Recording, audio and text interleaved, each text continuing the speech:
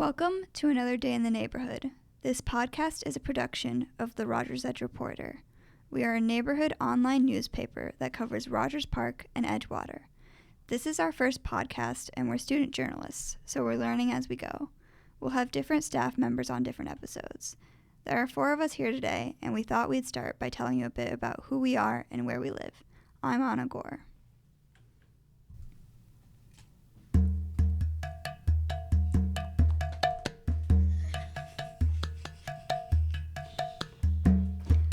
Hi, I'm Anna Gore. Welcome to another day in the neighborhood.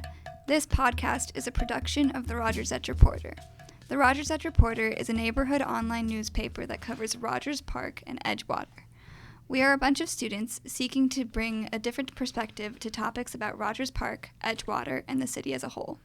A lot of people might not always consider the outlook that being a teenager in the city causes, so that point of view is our initiative.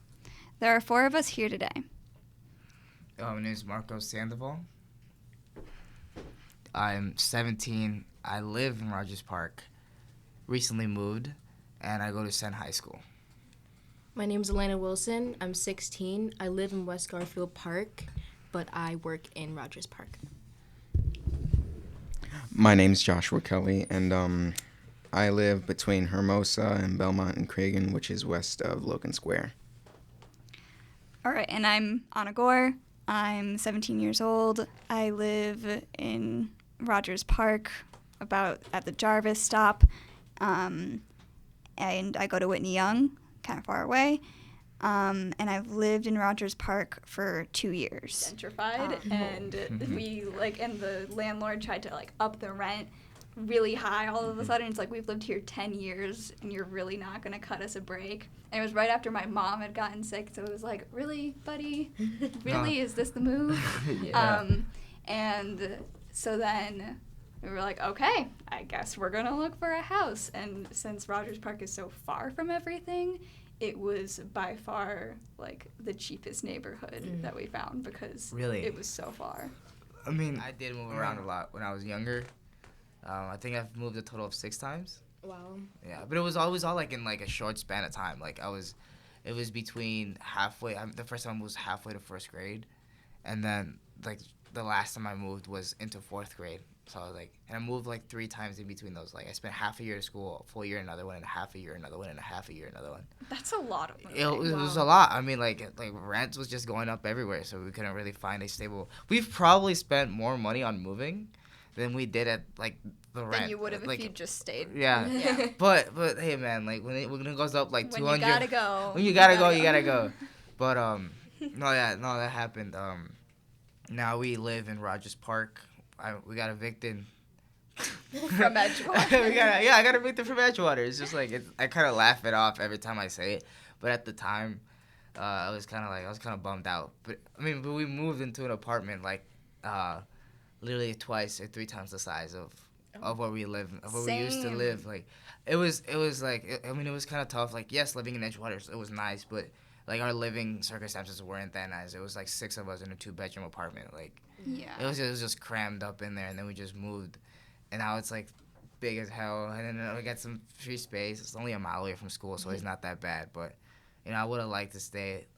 I used to wake up at 7:50 when school starts at 8. Whoa. And be there at 7:56, 7:57. I wake up at 5:30 to go to school. It sucks to suck, but yes, it does. No, but that's sort of my living situation, and it only takes me about a 15-minute walk to get here. Wow. Lucky you. I mean, yeah, Elena and Josh have a very different very long commute to work. Because when I was from kindergarten, from kindergarten to 6th grade, we were I'm not sure where we lived, but I know it was far away, and so there's in the suburbs, far away, or not suburbs. It's just close enough. And so basically, I went to this middle school called Stone Scholastic Academy. It's 10 minutes away from Rogers Edge Reporter, and basically our situation was my mother used to work at Whitney, then she worked at Stone Academy, but then she went back to Whitney, and so your mom works at Whitney now? No. Wait, I don't know where she works at now. basically our situation was like we'd always wake up at like 5 in the morning just to get to the school, but we'd always end up late for some reason, traffic somehow. But it was rough. But we decided to move to a local school for my 7th and 8th grade, and so afterwards we were fine. So it's not that bad. For me, I've lived in West Garfield Park my entire life. We used to live with my grandparents when my parents were still trying to, get their footing. But it was still in the same area, and we moved when I was about 4 to where I am now.